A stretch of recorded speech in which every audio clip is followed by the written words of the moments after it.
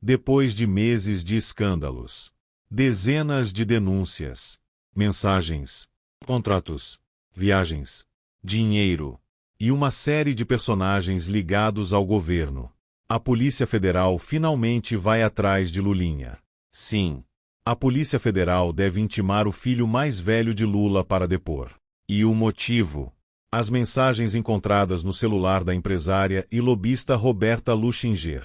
Mensagens que mostram reuniões de negócios, relações com pessoas próximas ao governo e indícios de tráfico de influência. Mas existe uma pergunta que está deixando muita gente indignada. Por que isso está acontecendo somente agora? Porque, segundo as informações do caso, enquanto uma enorme quantidade de provas era reunida, a investigação teve delegados trocados. E o número de agentes envolvidos foi reduzido. E agora você vai entender por que esse caso pode ser muito maior do que parece. A Polícia Federal está analisando o conteúdo encontrado no celular de Roberta Luchinger. E o material é gigantesco. São mensagens trocadas desde 2023. Conversas sobre negócios, reuniões, contratos, pessoas ligadas ao governo e, principalmente, conversas envolvendo Lulinha. A partir dessa análise, a Polícia Federal prepara os próximos passos da investigação. Primeiro, toda a documentação precisa ser examinada. Depois, vêm os depoimentos. E Lulinha está entre as pessoas que deverão ser ouvidas. Mas existe algo ainda mais importante. A investigação não descarta medidas judiciais antes mesmo do interrogatório. E isso pode significar busca e apreensão, ou até prisão preventiva. Ou seja, o depoimento de Lulinha pode ser apenas o começo. Agora vamos falar das mensagens. Porque é aqui que a história começa a ficar realmente explosiva. Roberta Luchinger aparece nas conversas como uma pessoa muito próxima de Lulinha. E as mensagens encontradas mostram uma relação que vai muito além de simples contatos sociais. Existem conversas sobre negócios, sobre reuniões, sobre pessoas dentro do governo e sobre contratos. Em uma dessas histórias aparece Marcola, ex-chefe de gabinete de Lula. Também aparece Swedenberger Barbosa, conhecido como Berger. E aparece o chamado careca do INSS. O resultado: uma rede de relações que envolve empresários, lobistas e pessoas próximas ao governo. E no centro dessa rede está a Lulinha. Mas existe outro detalhe que chama a atenção. Roberta Luchinger teria enviado para Marcola uma minuta de contrato envolvendo uma empresa ligada ao careca do INSS. O contrato tratava de uma operação com o Ministério da Saúde. E o negócio envolvia a tentativa de venda de medicamentos sem licitação. A pergunta é simples. Por que uma lobista ligada a Lulinha estaria enviando um contrato para o chefe de gabinete do presidente? E mais, por que esse contrato envolvia uma empresa ligada ao careca do INSS? É exatamente esse tipo de conexão que está sendo analisado pela Polícia Federal. E não para por aí. A investigação também encontrou conversas envolvendo dinheiro, presentes e até joias. Roberta teria comprado joias para Marcola. Uma delas teria custado aproximadamente R$ 9.000. E as conversas sobre a compra foram encontradas pela Polícia Federal. A justificativa apresentada foi de que esses valores estariam relacionados a um empréstimo. Mas, para os investigadores, essas relações fazem parte de um conjunto muito maior de acontecimentos. Porque não existe apenas uma mensagem. Existe uma sequência. Uma conexão levando a outra. E é isso que transforma o caso em algo tão explosivo. Agora chegamos a Lulinha. As mensagens encontradas mostram conversas dele com Roberta. E em uma delas aparece uma frase que chamou enorme atenção. Nosso futuro é Suíça. Essa conversa foi interpretada dentro da investigação como uma indicação de que os dois mantinham uma relação de negócios muito mais próxima do que simplesmente uma amizade. Em outras conversas, Lulinha aparece orientando Roberta sobre cobranças e emissão de notas fiscais. E os investigadores passaram a considerar que ele tinha conhecimento da dinâmica de atuação da lobista. Mais do que isso, ele teria participado de agendas e reuniões. E é justamente por isso que a Polícia Federal quer ouvi-lo. Só que existe um problema.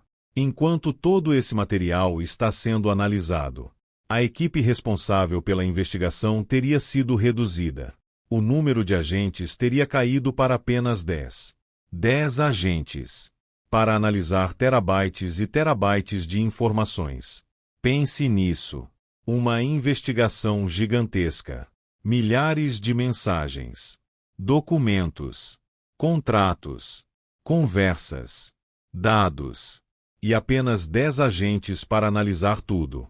É aí que surge uma pergunta inevitável. Por que reduzir justamente a equipe responsável por investigar um dos maiores escândalos do país? E essa pergunta fica ainda mais pesada quando lembramos do tamanho do escândalo do INSS. Segundo a narrativa apresentada no caso, existe uma verdadeira teia de personagens. O careca do INSS, Roberta Luchinger, Marcola, Berger, Lulinha, empresários, lobistas, contratos, viagens, dinheiro e reuniões. Mas, apesar de tudo isso, muita gente continua solta. E é justamente isso que revolta parte da população.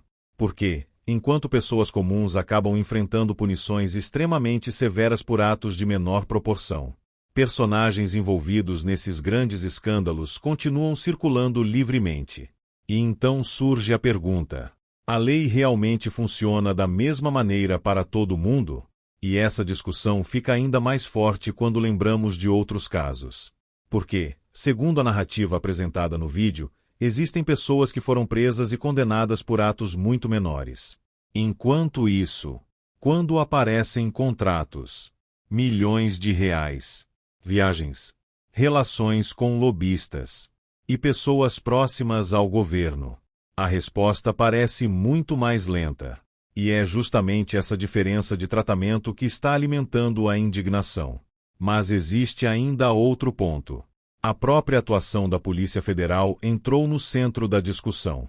A troca de delegados, a redução do número de agentes, a demora para ouvir Lulinha, e a quantidade enorme de material ainda sendo analisada. Tudo isso gera uma sensação de que essa investigação pode estar andando muito mais devagar do que deveria. E enquanto ela anda, as informações continuam aparecendo.